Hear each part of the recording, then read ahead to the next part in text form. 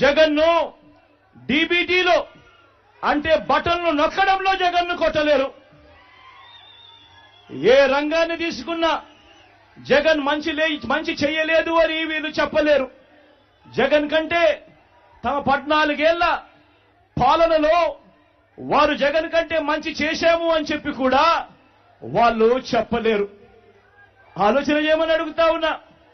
మరి బ్రాండ్ జగన్, మరి బ్రాండ్ వైఎస్ఆర్, మరి బ్రాండ్ కడప, మరి బ్రాండ్ పులివెందులను కొట్టాలనుకుంటున్న మీరందరికీ ఓటు ద్వారా గుణపాఠం చెప్పడానికి